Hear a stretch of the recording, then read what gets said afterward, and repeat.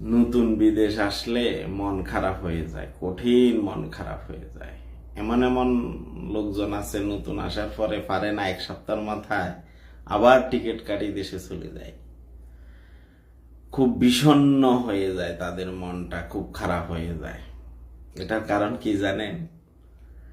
আসার পরে প্রথম কথা আপনি শুনবেন, দেশ থেকে কি লেগে আইসেছ, এখানে বিদেশে তো কিছু নাই, আমরা অনেক দিন আছি, এখানে তো শান্তি নেই, দেশে তো ভালো আছি, ঘরে খাইতি ঘুমাইতি। ওয়ান।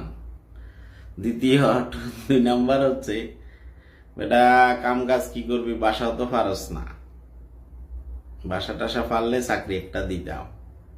3, কোনো কিছু তো শিখস নাই, শিখন ছাড়া বিদেশ চলে আইসস, কি কাম করবি এখন ক? মরুভূমিতে যাইতে পারবি? অর্থাৎ আপনাকে এমন ভাবে মানসিক টর্চারিং করবে কথা দিয়ে, মনে হবে এরা এক একজন বিজ্ঞানী। এগুলো হয়তো আপনার 5-7 বছর আগে, 10 বছর আগে আসছে, এক একটা বিজ্ঞানী। এরা আপনাকে 10 টাকা দেও নাই, হালাতও দেয় নাই, এইসব লোকগুলো আপনার একটা কাজও দেবে না, কিন্তু এমন কোনো কথা বলছে, এমন কিছু কথা বলছে, আপনার মনটাই খারাপ করে দিছে। এরকম আছে, লোকজন আছে, এগুলো আমরাও শুনছি।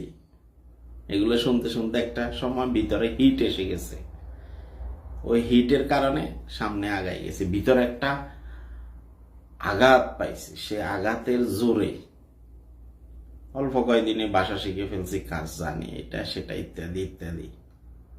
এই কথাগুলা যারা বলে না, তাদের জন্য মাঝে মধ্যে দোয়া করবেন নামাজ পড়ে। কেন জানেন? ওরা যদি এই ধরনের হিট করে আপনাকে না করতো, হিট না করতো, খোঁচা দিয়ে কথা না করতো, আপনার মাথার ভিতরে স্পিরিট আসতো না। এতে এরকম কইলো কেন, কইরা দেখানো, এই লাইফ চেঞ্জ হয়ে যায়।